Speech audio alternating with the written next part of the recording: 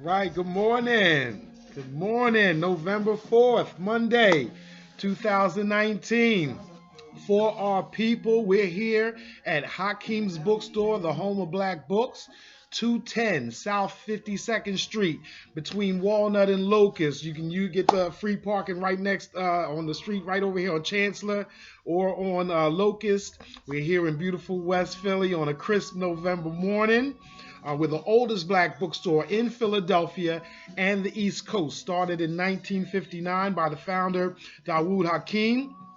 Selling J.A. Rogers books out the trunk of the car, trying to teach the people, educating them, creating an institution that has lasted into this day, right? 60 years in effect, and we're going to be here for years and years and years after, talking that black stuff here. We are talking about 4-hour people. We're going to try to do this weekly, a weekly series, taking these black books that we have here in our bookstore and bringing them to you, giving you a little taste and getting your appetite wet so that you come on down here to the store and pick them up.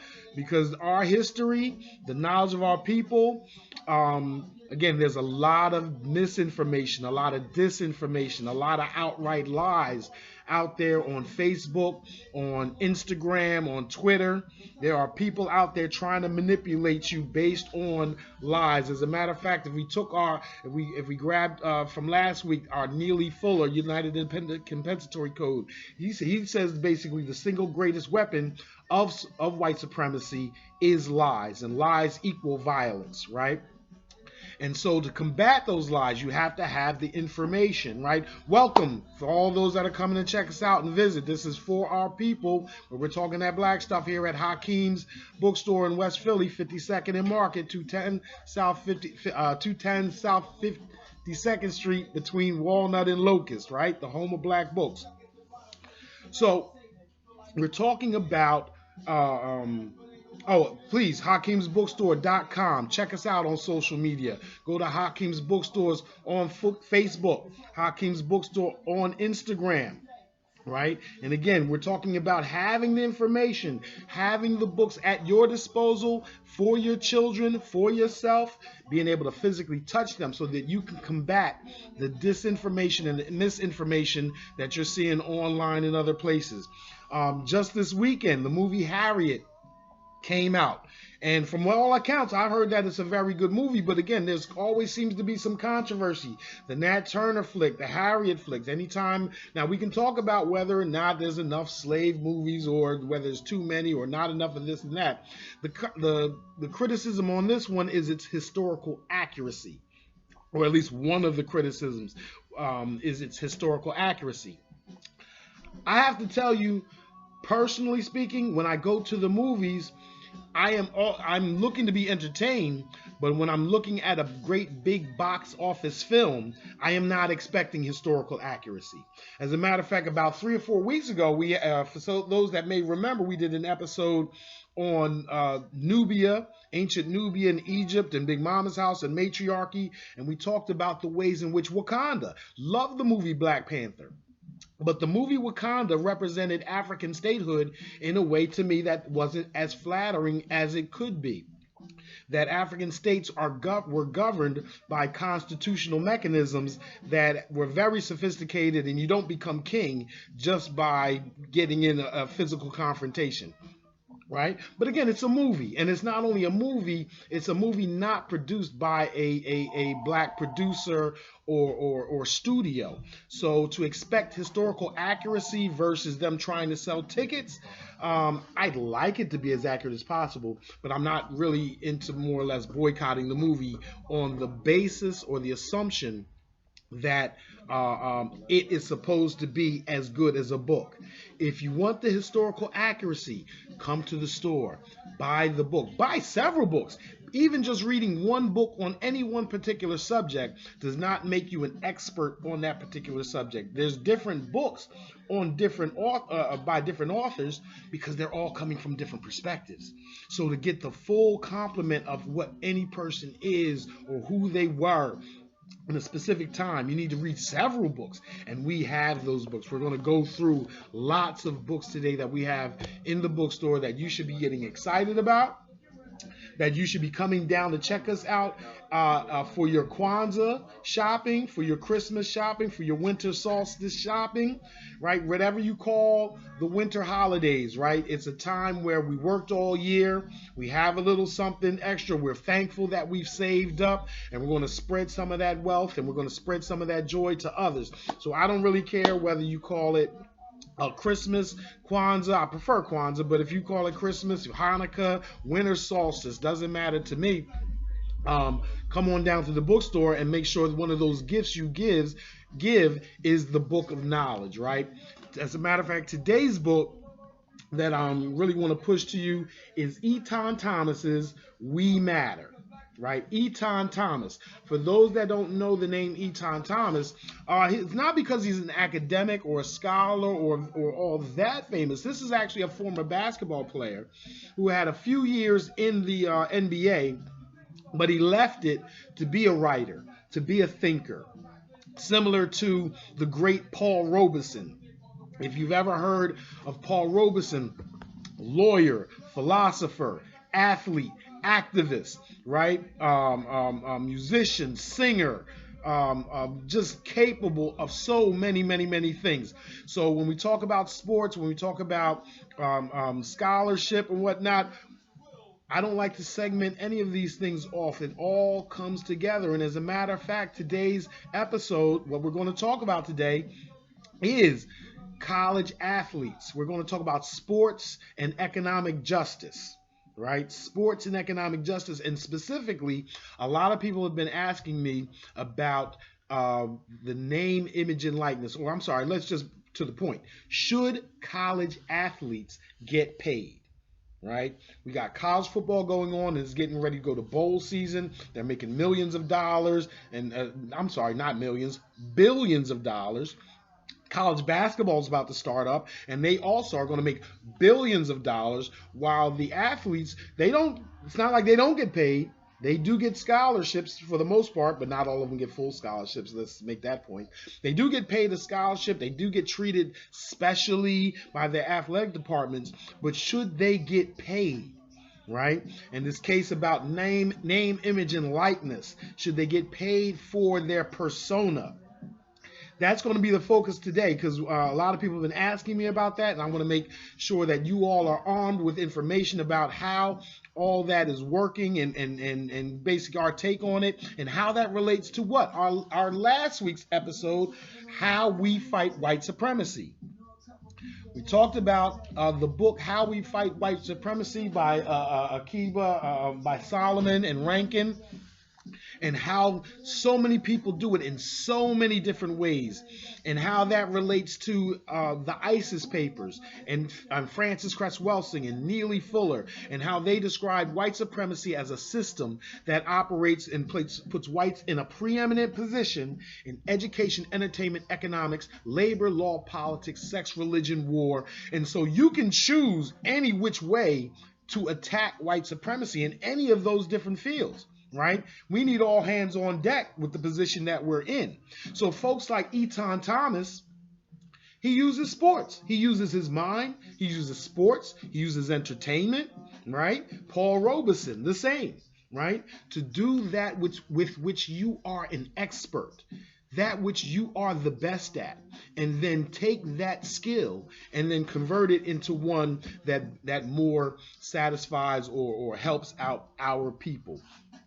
Before we get into the meat of that, let me get some shout outs, right? Shout out to all those that are celebrating Kwanzaa here down at the store, Hakim's Bookstore, 210 South 52nd Street, in between Walnut and Locust. Make sure you take advantage of the free parking on Chancellor and on Locust, right? We give enough of our money to the city in fines and fees and forfeitures. They're always trying to squeeze us together. So take advantage of that free parking right there on the side of the building. But we're here preparing for the winter solstice and Kwanzaa. We got new things going down here all the time, not just the books, but artistics. We got calendars, a lot of gift stuff. Got complete Kwanzaa sets with our candles and all that. The red, black, and green, all the symbolism, everything you need to make your holiday festive and in the Afrocentric manner. I also want to give a shout out to the Paul Robeson House around the street. We're here in beautiful West Philly. Got lots of institutions here that are doing very great things. So please support. I think it's 49th and Walnut. 50th and Walnut. Got my producer right here, Chris Arnold, in the building, letting us know, and got the music tracks in the background. So please support institutions here in West Philly, all throughout Philadelphia, or in your neighborhood if you're out and about in the rest of the country or the world. Right? Internet, we don't know. We might be talking to you in Cameroon or Senegal or something like that. Support your local institutions. Support the Paul Robeson House on 50th and Walnut. All my folks from West Philly. All my folks. Who am I? Andre Smith, Dre Smith, SmittyBanton. I'm your scholar in residence here at Hakim's Bookstore. I've taught for 15 years at American Association of Law School institutions. I taught at Penn State University, Widener University, Florida International University down in Miami. I also taught at Howard University's Law School for a year or so.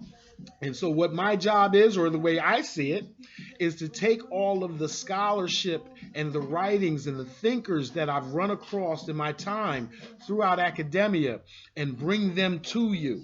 Right? There are, people say to me all the time, well, where are the Ivan Van Sertimas? Where are the John Henry Clark? Kids today, kids today, kids today. I don't go for that, y'all. Kids today are doing their thing.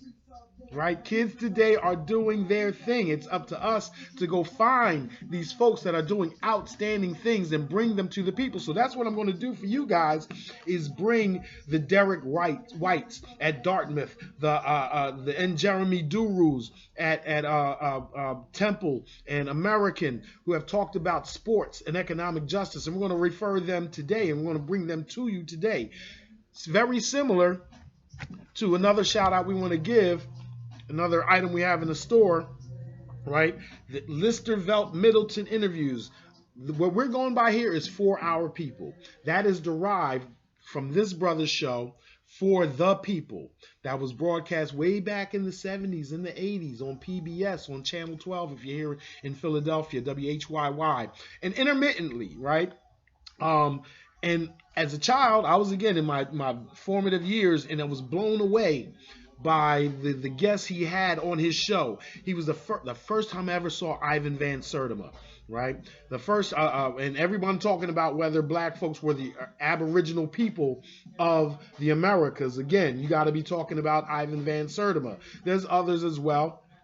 George Weiner and all that. But the first time I saw Ivan Van Sertima speaking about black people in the Americas before Columbus was on Listervelt Middleton's show. The first time I ever saw John Henry Clark, the first time I ever saw Sheikh Anta Diop was on Listervelt Middleton's show. And so we want to make sure we give a shout out to the people that blazed the path before us, that are sitting there with the ancestors right now, hopefully giving their blessings to us and hopefully carrying along their legacy in a manner that makes them proud.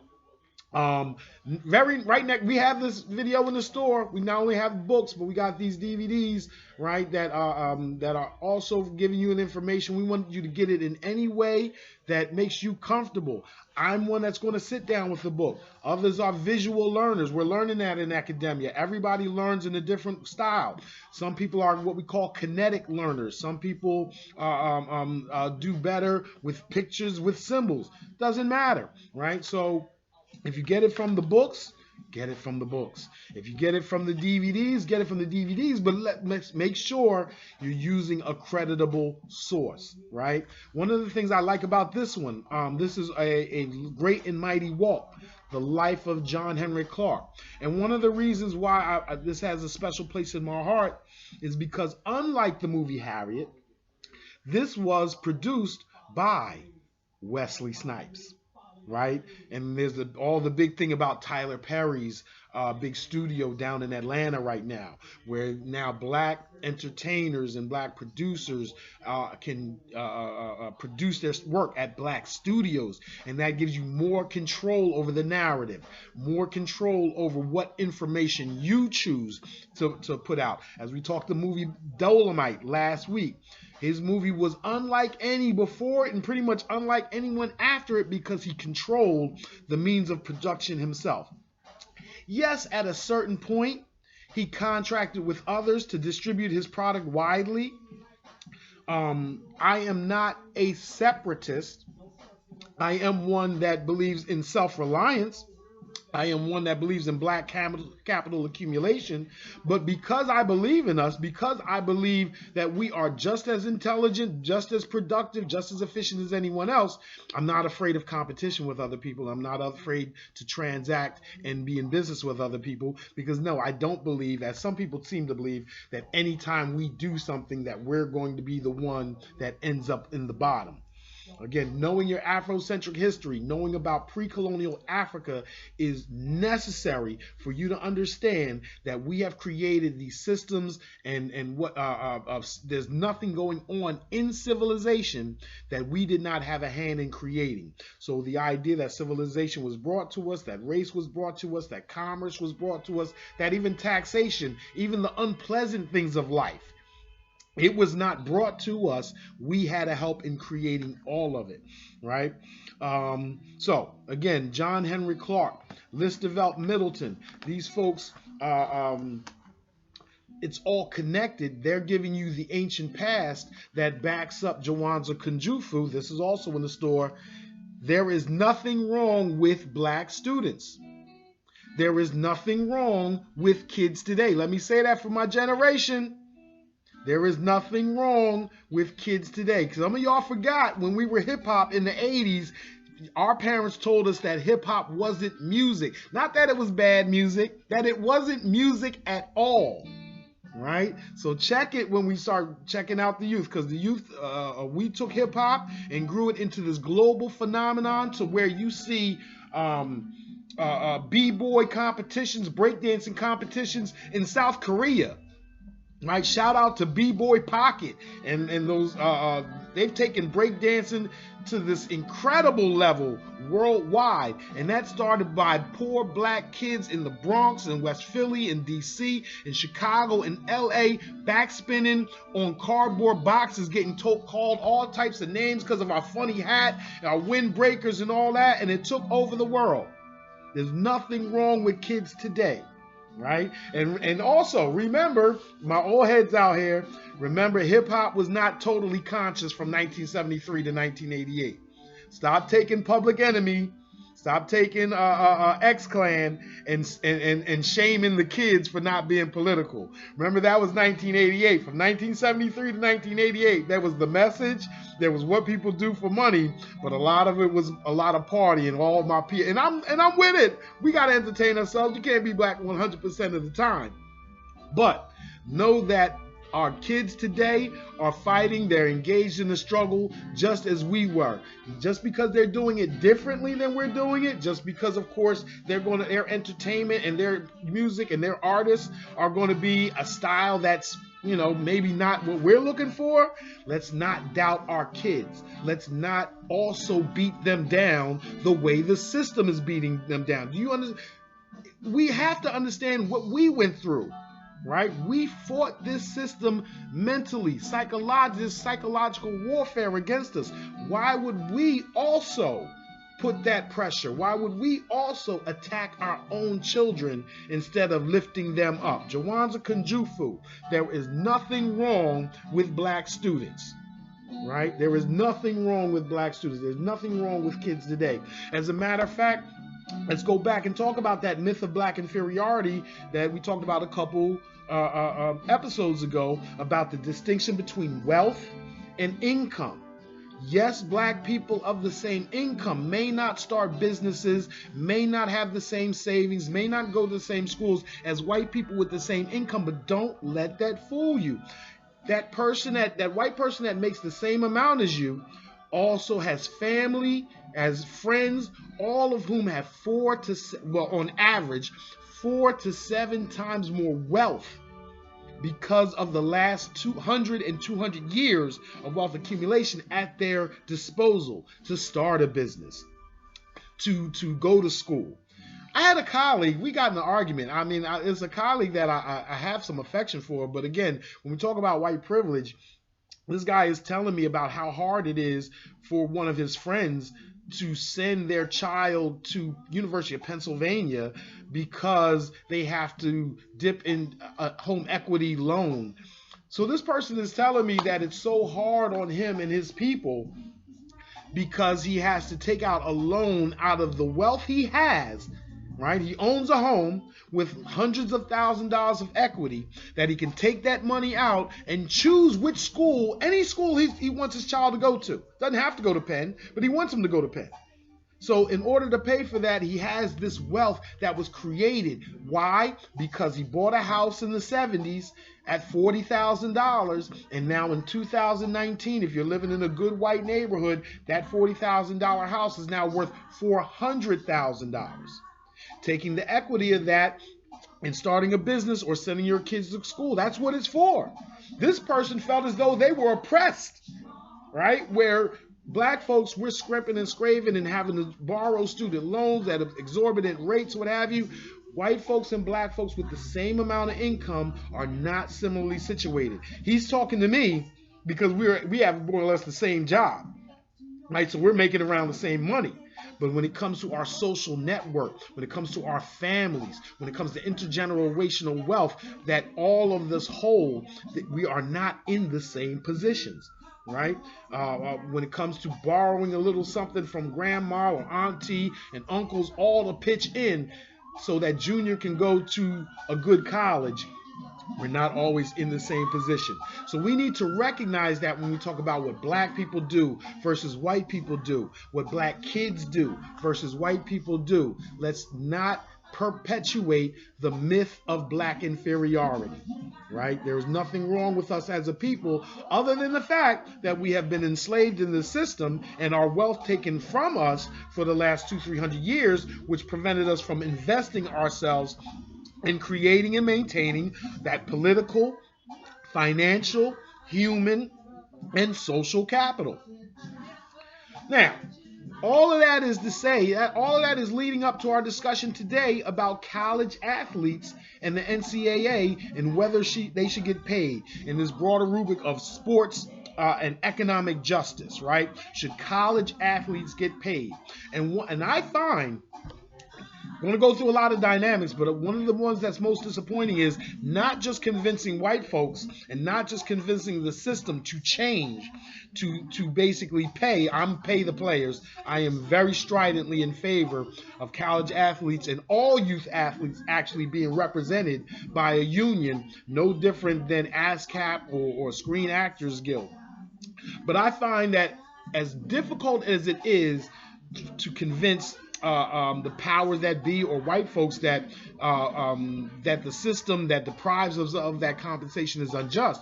More shameful than that is I have the same arguments with black folks who believe that the NCAA and colleges and universities are these parents to these children, these athletes, and that the athletes themselves don't deserve the money, that they are unable to handle it, that their families are too stupid to negotiate successfully with colleges, that somehow having the imprimatur of a predominantly white institution is more valuable than actually having capital and a skill to produce more of it. And I say this as someone who taught for 15 years in American Association of Law Schools. I taught in these academies. I promote these academies. I push you towards. I want you to go to law school. I want you to go to college. I am a fan of higher education. I also know its limits.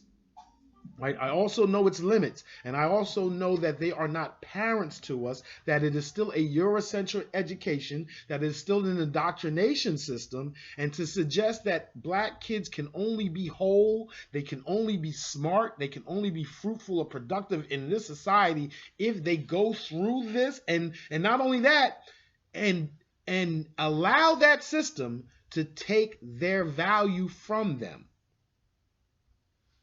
I'm not with that. That to me relies on a belief in black inferiority, that for some reason it's better for others to have our wealth to help us with it than for us to have our wealth and help ourselves with it. Okay, now that's saying a lot. We're going to build up to it. Before we talk specifically about that case, I want to talk to you again about a lot of the books that we have here in the bookstore on sports, and a lot of the and you can imagine, as a black bookstore, the books on sports and athletics that we have are the trailblazers, right? The groundbreakers, the people that your children should know. They should have on the tip of their tongue. They should know Sugar Ray Robinson, right? They should know. We have this here at the bookstore. They should know we have a series here, the Black Americans of Achievement series, right? Joe Louis, right? You know Joe Louis. Do your kids know Joe Louis, right? When we talk about kids today, what do they know that we're not teaching them? It's our job. If they don't know things, then that means we didn't give it to them. If they don't know Joe Louis, then maybe it's because we didn't speak on Joe Louis. If they don't know Arthur Ashe, how do they not know Arthur Ashe? Right? If we're going to expand their minds beyond basketball and football to tennis and golf and other professions, there's Arthur Ashe. What about Jackie Robinson, right? Breaking the color line in baseball. Jesse Owens, right? Hank Aaron, right? All right, so these folks, now here's the thing. I try to make this point a lot. When we talk about economic justice, most people talk about the shame, right? The injustice, the sinfulness, the trust, right?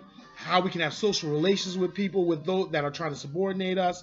For me, it is all of those things, but I am most concerned with economic justice, which regards the future.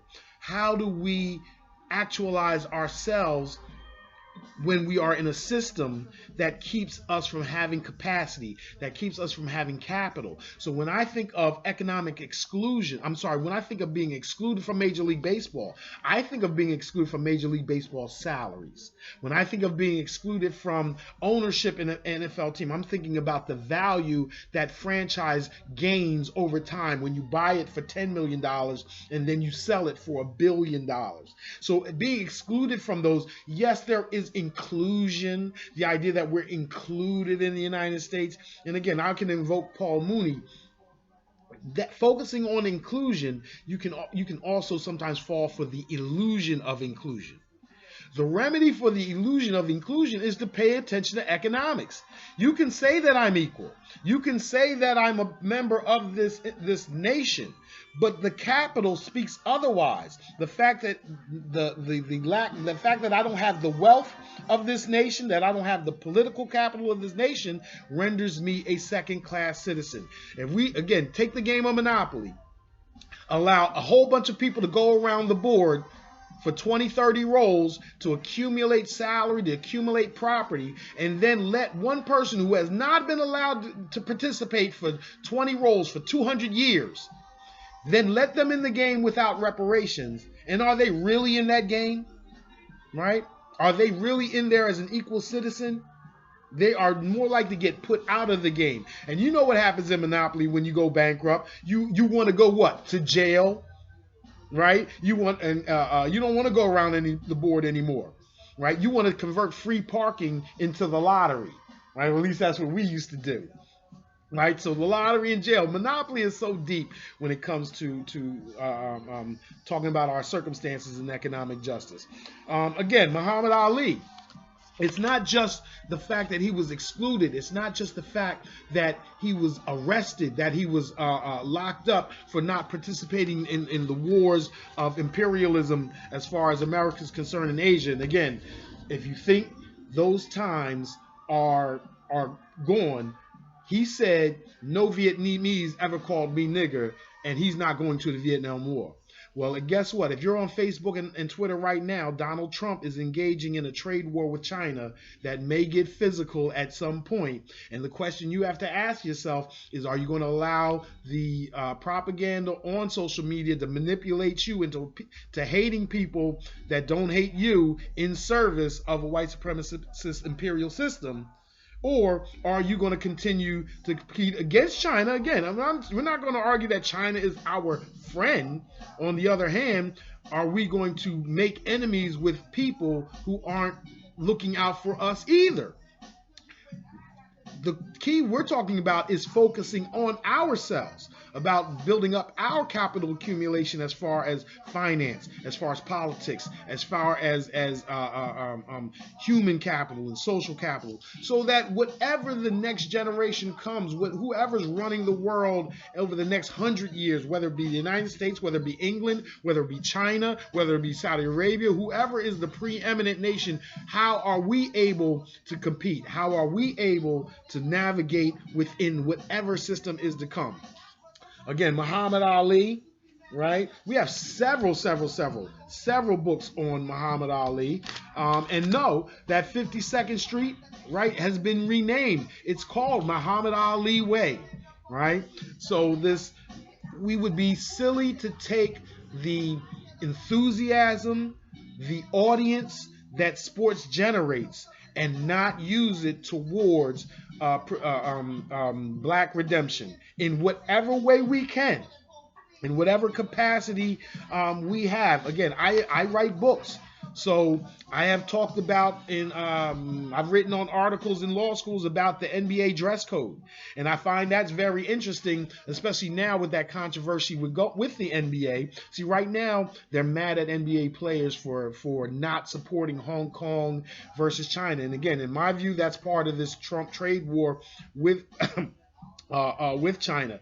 And the reason I even say that is because when the NBA dress code came out, the players were told, and I was supporting the players, about it being racist, about it being anti-hip-hop, about being against Allen Iverson. Again, shout out to my Philadelphia 76ers. And the response I got was, well, the players are employees. They work for the NBA. So, of course, they need to dress the way you would at a job, that they're supposed to represent their owner's best interest. Well, what happened to that? Because now I'm hearing Donald Trump and them criticizing LeBron James for not attacking China. They're for the NBA not attacking China. Well, I thought the players were supposed to represent their owner's best interest. That's what you told me when it came to the dress code. But now, because you want them to be activists to spark a war with China. Now, maybe we end up in this war with China. Maybe we don't. Again, a trade war is a war. Let's not mistake ourselves about that. Just because you're not shooting guns does not mean you're not at war with these folks. So a trade war is a prelude to a war. So again, I'm not necessarily a total pacifist, but at the same time, if we're operating within a system of white supremacy, I am very reluctant to give over my sons or encourage our brothers and sisters to participate in combat against other people who had been subject to white supremacy as well. Again, let's keep going. Let's talk about other. I want to talk about some other books. We have Amari Stoudemire, right? When we talk about internationalism, we know that Amari Stoudemire got so fed up with the United States, he left, right? Amari Stoudemire is now, I believe, a citizen of Israel. Right now, again, that has its own political connotations that we're not going to get in now. But again, it's time to play over in China. He may, again, we got Stephon Marbury. Even the subject that we're going to talk about, we're going to get to. I know it's already a half hour in. We talk about playing college players. One of the reasons why they're trying to pay college players and the momentum is that way is because college players have been leaving. Stephon Marbury has still not come back from China. Terrence Ferguson, Emmanuel Mudiay, who plays for the Denver Nuggets right now. He was a first-round draft pick for New York Knicks. He did not play college basketball. He skipped the NCAA entirely, went to China, and now he's in the NCAA. Terrence Ferguson, the Oklahoma City Thunder, skipped college, went to New Australia or New Zealand. He is now in the NBA. So when we're talking about college athletes, whether they need the NBA, whether the NBA is absolutely useful to their development as an excuse for the NCAA not to pay them, I don't think it holds any water. I don't think it holds any water at all. let's talk about some of the people that again that have come before us. Right, Eton Thomas. Again, I want to keep promoting his book here. We have this in the bookstore, We Matter by Eton Thomas. He's following upon the footsteps of others. Right. Remember that I talked about Ibram Kendi's how to fight an anti-racist, how to be an anti-racist and stand from the beginning. And I'm hoping that he's giving a shout out to Francis Cress Welsing, to Neely Fuller. Well, I'm hoping Eton Thomas also gives a shout out to some of the more famous books that have ever been dropped on sports. Do you guys remember the great Ralph Wiley, right, who wrote the book Why Black People Tend to Shout? Right? Do you remember William C. Rhoden? Right? He used to be on that show, on the Sports Reporters. Well, he wrote his own books. $40 million Slaves. Let's remember, let me say that title again. William C. Rhoden wrote a book back in the early 90s called $40 Million Slaves, a classic because it talks about how sports athletes today, on the one hand, yes, they have more wherewithal than the rest of us. They are treated specially. On the other hand, they are still in a master-servant relationship that we all are when we are seeking employment. And to also trace it back in the day where their slaves got different privileges based on the value that they brought to the plantation. So if you remember the movie Django, they had the Senegalese wrestlers. To the extent the slave owner would make money by hiring them out or promoting them, they would get extra privileges. They would get extra food. They would get their choice of women or what have you. So understand that even in a system of slavery, there were incentives that were given to certain slaves that were not given to others. And a piece of that had to do with, again, athletics. If we go to Jack Johnson, right, the privilege, if it's a privilege, of sleeping with white women or driving big cars or whatnot. Now, again, they eventually locked him up. He fell for the illusion of inclusion, but even before they locked him up, again, to even for them to even tolerate that because of his athletic prowess, right? This confluence or intersection between sports, race, and justice has always been there, right? Now, for me, again, how do we use our prowess in sports? How do we use our, what we call in economics, comparative advantages? Comparative advantage in sports. How do we use that to help close the racial capital gap, the racial wealth gap? Right. Again, I want to shout out to some of the scholars that are out there now, other than Eton Thomas. A very good brother that I've worked with, Derek White. He's a brother at Dartmouth right now, and he wrote a book called Blood, Sweat, and Tears, right? And that was on the Rooney Rule, how the Rooney Rule in the NFL, where they have to interview a black candidate before they can hire a coach, right? That's called the Rooney Rule, right? And Derek White goes in, is named after a white guy, the former owner of the Pittsburgh Steelers, but Derek White traces all the movements by black folks to push for and get that rule enacted, right? Again, at the end, it's going to get, the credit is going to go to the white guy that was the owner in the NFL that helped push it forward. But the activists behind it, the Ozzie Newsomes and all that, Derek White is giving them the props. He also wrote a book, his latest book. I'm so sorry, y'all. That was N. Jeremy Duru who wrote that book. He's a professor at American right now. He also taught at Temple University prior to that. Again, there's so many great scholars. I get some of them confused. I apologize. Derek White at Dartmouth wrote Blood, Sweat, and Tears, right? And that is on HBCUs and the powerhouse that used to be Florida A&M. And again, if we're talking about college athletes, there's talk right now. Jamel Hill, she said, well, why don't black students go to HBCUs? Why don't all the Zion Williamsons, the Equanimous Browns, these superstar athletes, LeBron James' son, Dwayne Wade's son, instead of going overseas, maybe they should go to HBCUs and elevate those institutions because they are so valuable. So Derek, let me give a shout out to Derek White and Jeremy Duru and others that are right now writing pieces on that on college athletics and racism and justice. Let me shout out some of the other athletes that have been around fighting for injustices, the Althea Gibsons, right? Venus and Serena Williams, who are using their platform as the greatest tennis players ever, right? To sponsor schools in Africa, folks that are using that wealth to help their communities. Even again, I know Michael Jordan takes a lot of heat, but I just saw a meme about, or some blurb about him creating better hospital systems and clinic systems in North Carolina. Everybody at their own time. It's not my money. I can encourage people to do good, but it's still not my job to spend their money. It's my job to encourage them to do what they think is best. And it is scientifically, statistically, econometrically proven that black folks with wealth are more charitable, and especially more charitable with black causes than white people with wealth, right? Jordan with $1 billion, and Mark Cuban with $1 billion. Michael Jordan is more likely to spend a larger percentage of that wherewithal with a black artist, with black entrepreneurs, with black nonprofit institutions than Mark Cuban will.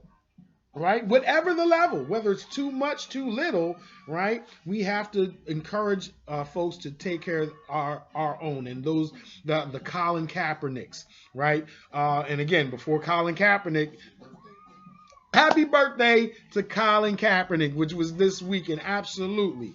And before Colin Kaepernick, there was Mahmoud Abdul-Rauf, right? Who didn't stand for the flag in the NBA, right? If you think it's just the NFL, it's not. Mahmoud Abdul-Rauf, formerly Chris Jackson, who was a superstar out of Mississippi high schools, who played with Shaquille O'Neal back in the LSU, back in the 90s, was one of the highest scoring guards of all time. One of the first players of 6 feet tall before Allen Iverson to go into the NBA and be a top 10 pick after his freshman year. He refused to stand for the flag. They not only refused to hire him for the NBA, they also burnt down his house in Mississippi. He had to play ball overseas. And many of you may have seen him just recently this past summer come back to play in the Big Three with what? A more or less a black-owned outfit.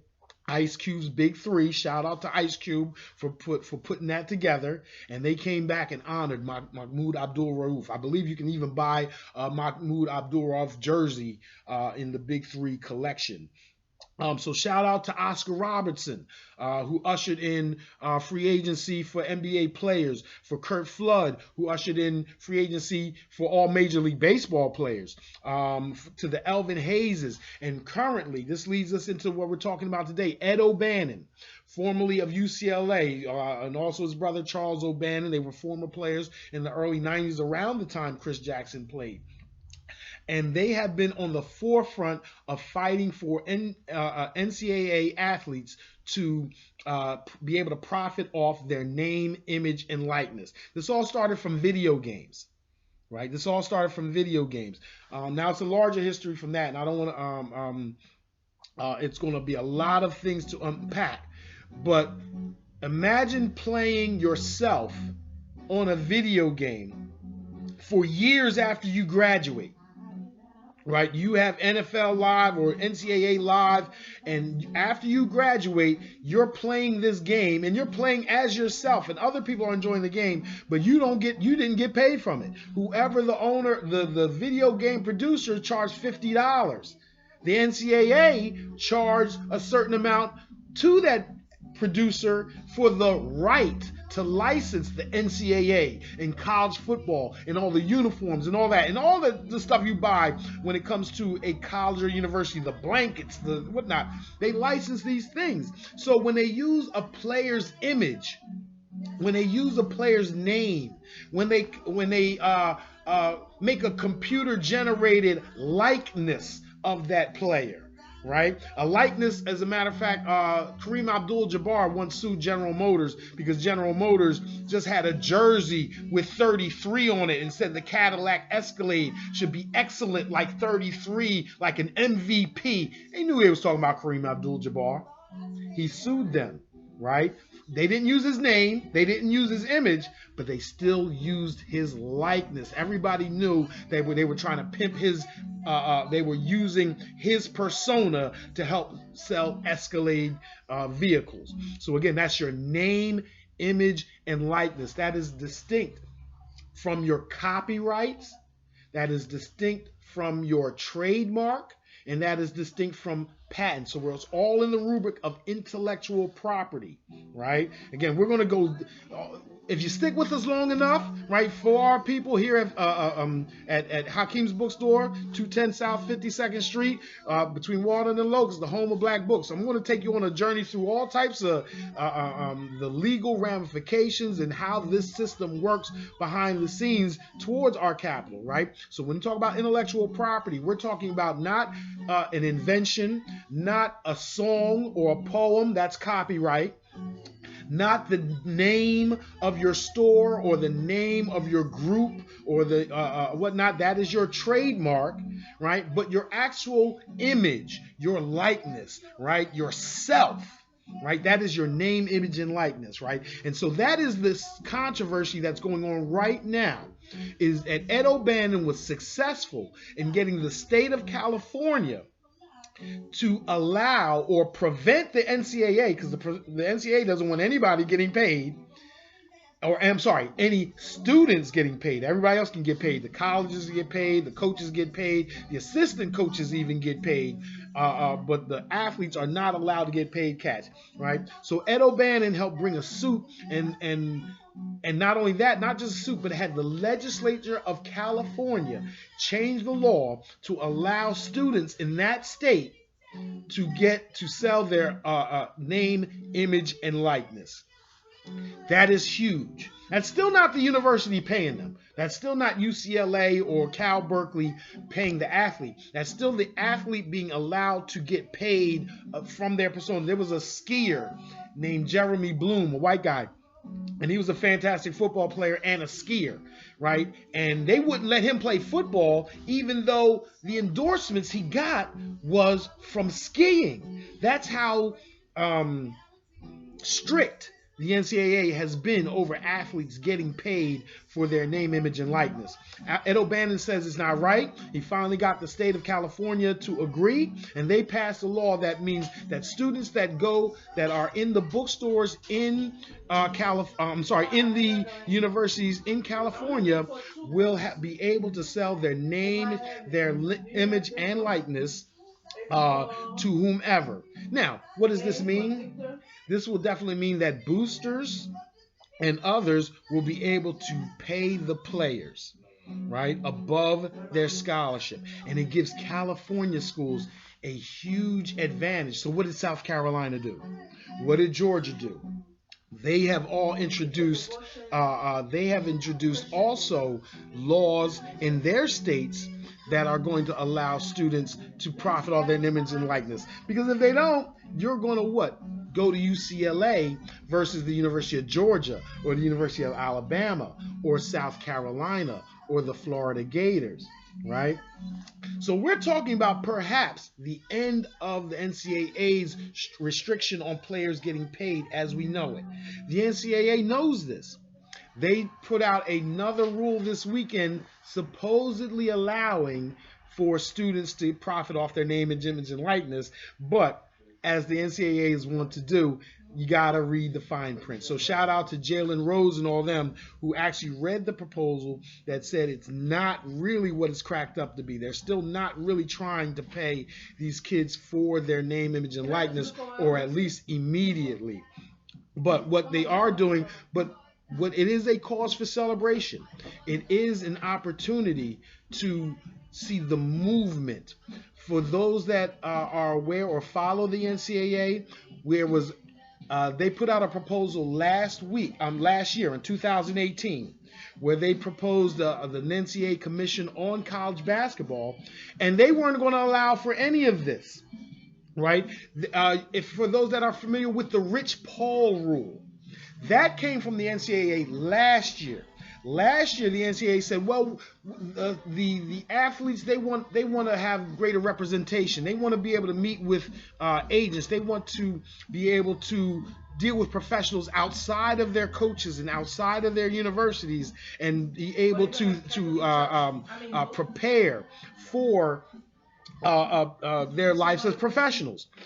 The NCAA put out a rule that said that they would allow them to talk to certain certified representatives, but only if they have a college degree. That was called the Rich Paul rule, because Rich Paul is a very, very, very successful agent who is going to be excluded from this program because he did not have a college degree. And not only Rich Paul, but others like him. Again, another economic exclusion, another rule or law that sounds neutral, but we know that its effect will be to take black folks, and especially those that have not taken a traditional route, and exclude them from a very lucrative opportunity, right? So if you remember the beef about what was going on with Rich Paul and LeBron James and what that was from the 2018 Commission report on the NCAA. Well, guess what? It's 2019 and the NCAA has already had to backtrack from that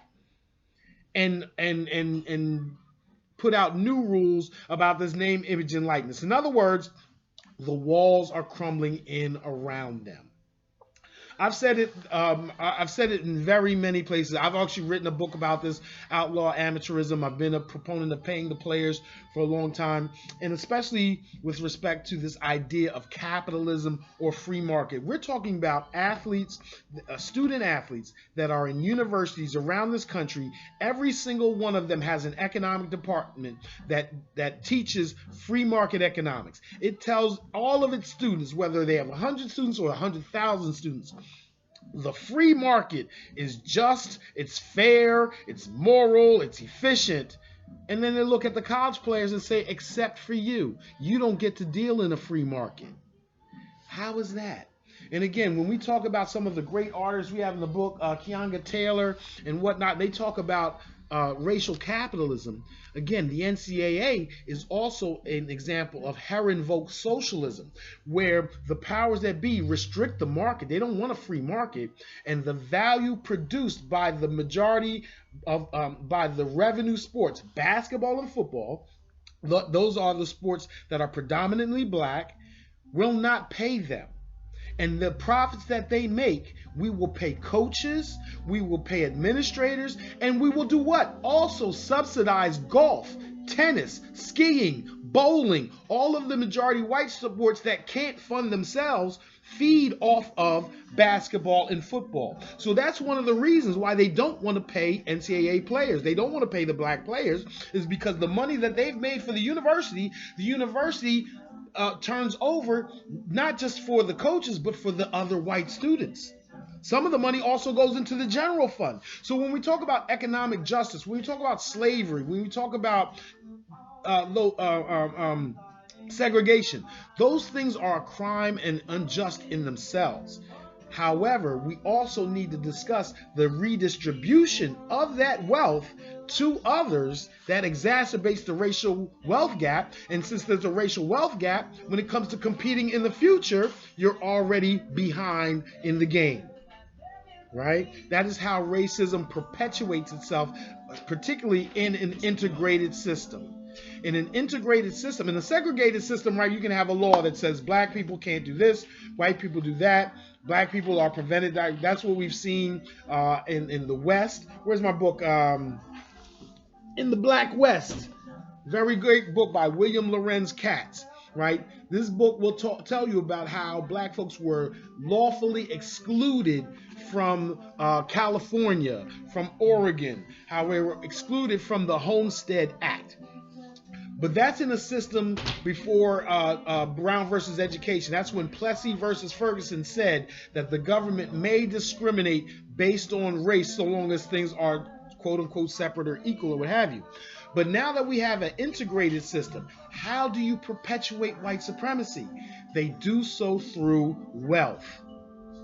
if one group has an immense more amount of wealth than the other, then that group is going to get the laws and the rules that it wants. That's what we're talking about with plutocracy, right? Government run by the wealthy. Well, it's not just by the wealthy, but it's by the wealthy and the white, right?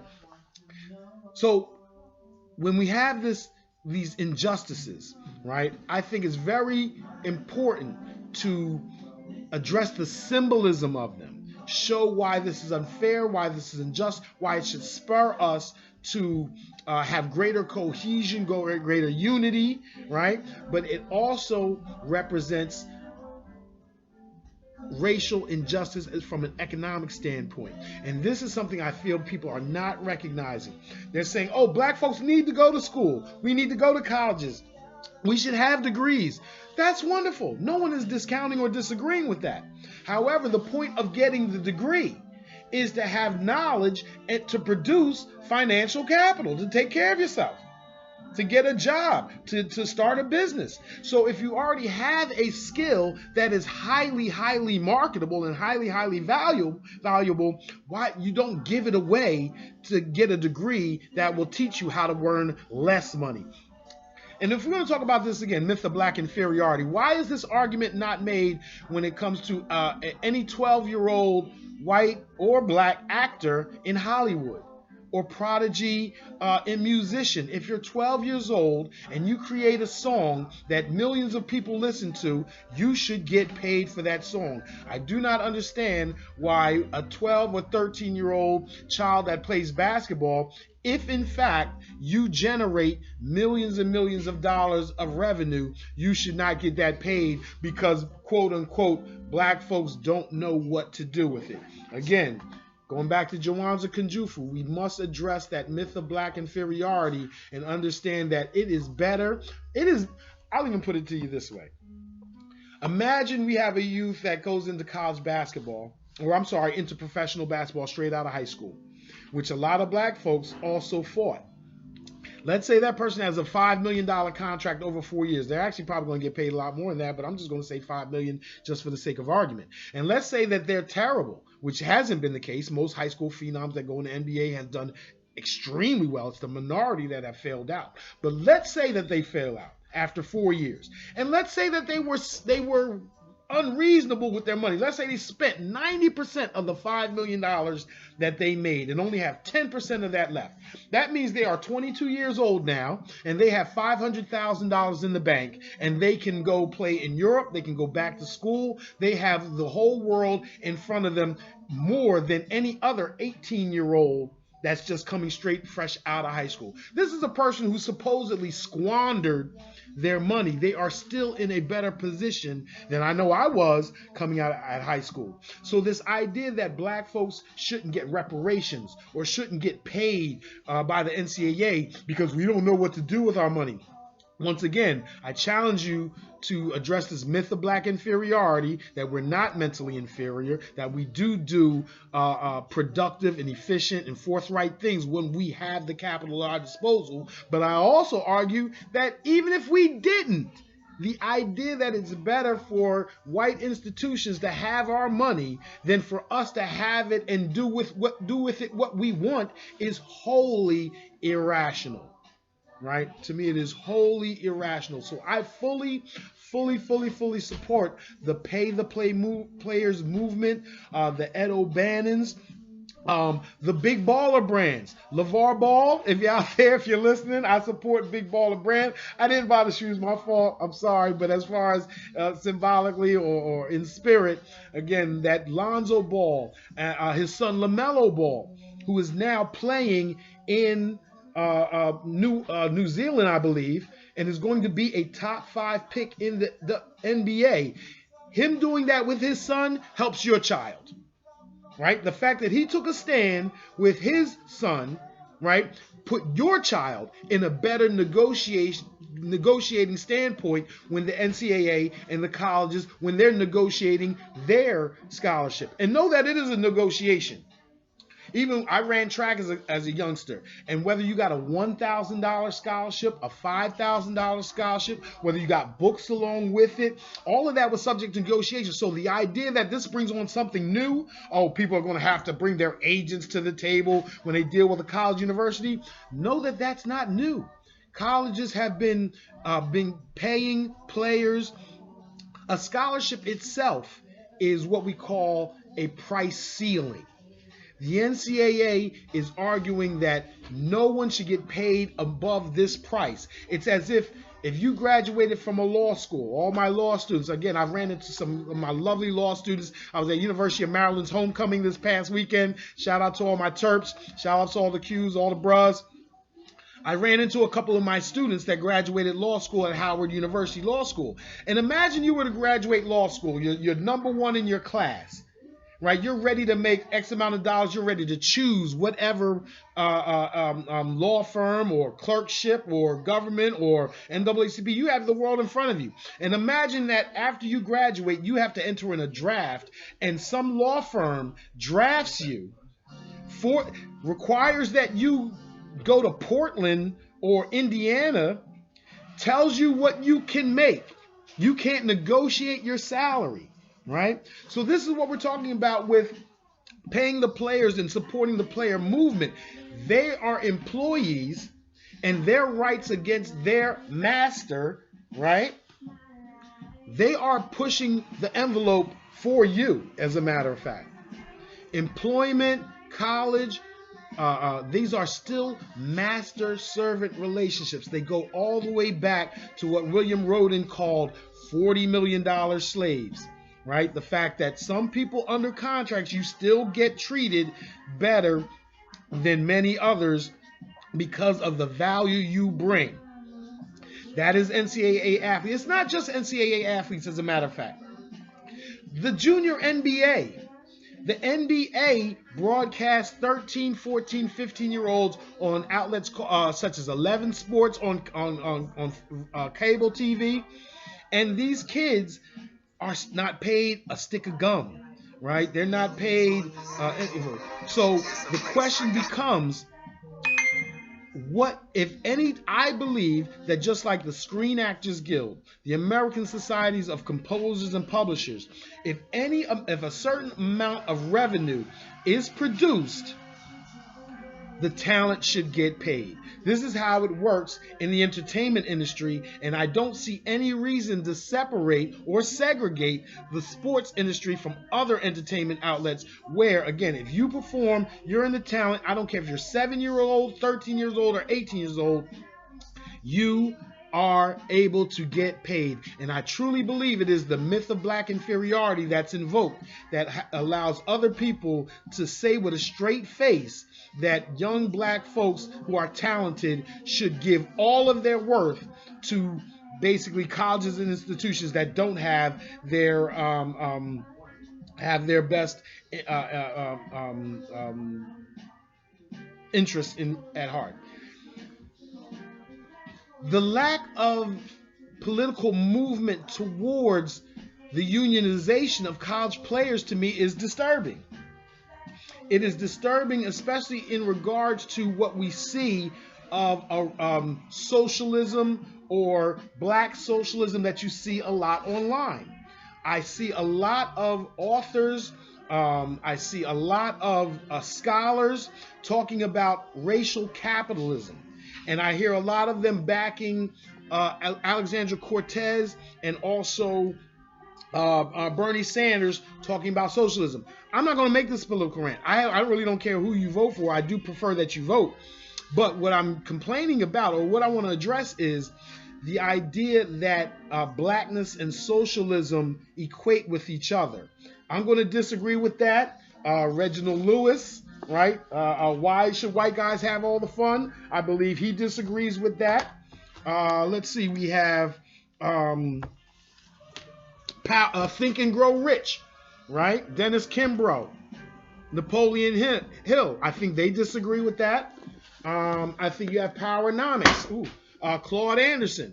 I think he would disagree with that. I think we would all recognize that racism can exist in a capitalist system, racism can exist in a socialist system, racism can exist in a communist system. So it's not the economic system, right? It is how we are going to ensure ourselves that that capital in those systems are more fairly distributed, right? And regardless of what system is going to have to happen, because look at the people that promote socialism.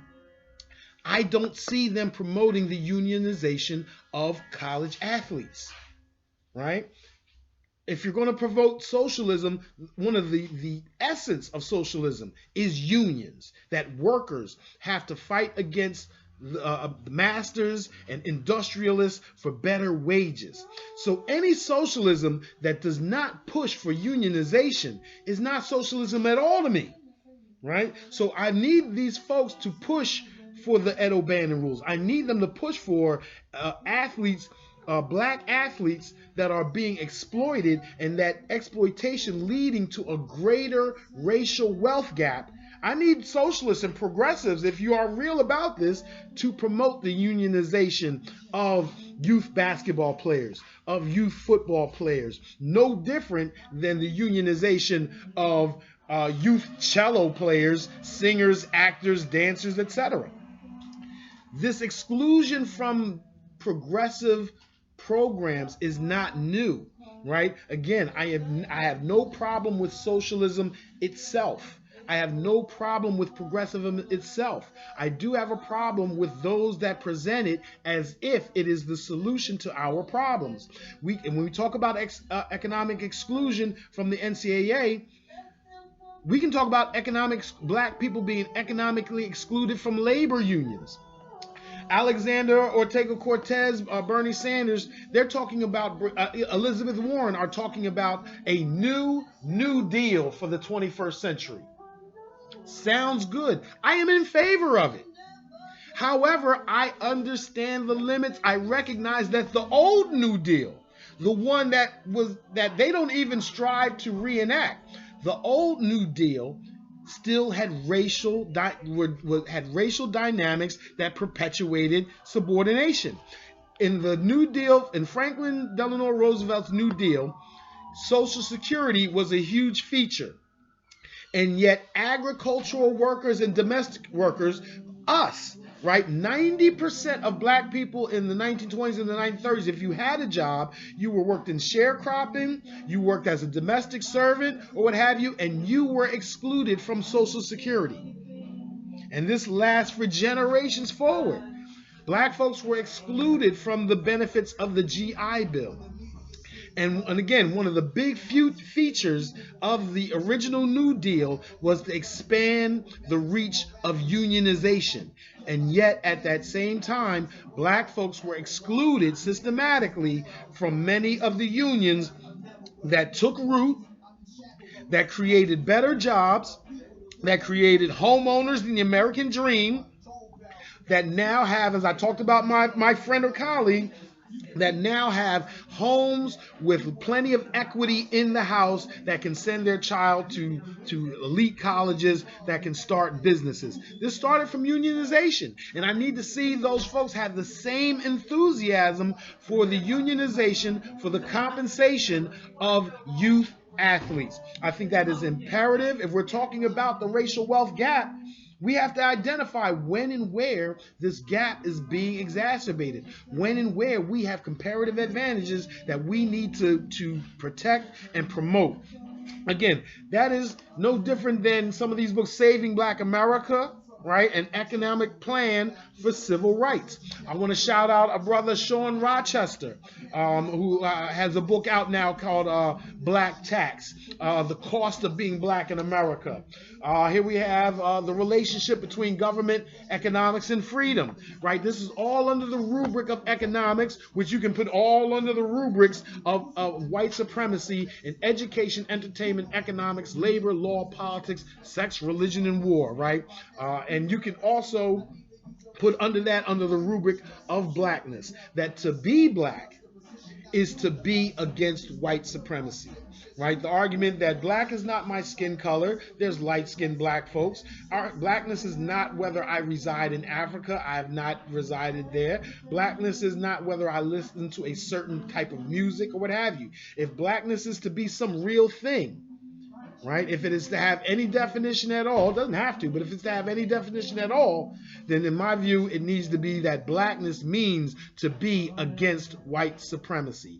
What white supremacy? Global white supremacy in education, entertainment, economics, labor, law, politics, sex, religion, war. Get in where you fit in. Wherever your expertise is, whatever your occupation, whatever you bring to the table, there's a way in which you can aid the cause, where you can be an agent of change, where you can fight white supremacy from wherever you are. This is black nationalism for the average person, right? This is not asking you to quit your job. This is not asking you to wear red, black, and green every day. This is asking you to come down to the bookstore, educate yourself, right? Educate yourself, inform yourself, build yourself up to being the best you can be at whatever you do, and you're going to take those skills, and whether it be in education, whether it be in entertainment, economics, labor, you're going to be able to fight white supremacy wherever you stand. We're doing so here in Hakim's Bookstore, 210 South 52nd Street, between Walden and Locust. This is the home of black books for the last 60 years. 1959, Institution Building, Dawood Hakim, the oldest black bookstore in Philadelphia and the whole East Coast, right? And we're going to keep coming to you week after week after week after week. And I am SmittyBanton, Dre Smith, your scholar in residence. We're going to keep bringing to you these wonderful, fantastic books. Look at this one, Working While Black. Right, the black person's success in the white workplace. There's another fantastic book called We Who Are Dark by Tommy Shelby. And again, it's black nationalism for folks that are going to be in the system. Shout out to the MOVE organization. Shout out to the Nubian Islamic Hebrews. Shout out to the Nation of Islam. Shout out to all those who have expatriated to Africa. Shout out to the Rastafari. For anyone who's withdrawn from this system, I support you. However, there are millions of us still engaged with it, that have our children in these school systems, that work in these occupations. And the black nationalism that we need to follow has to be suited for our environment. So my argument is that to be black is to fight white supremacy, to better educate ourselves and our children through these black books, to start and patronize black institutions and businesses like Hakim's Bookstore here in West Philly, and to stop unduly criticizing each other and build greater institutions with each other and build up our financial, human, social, and political capital.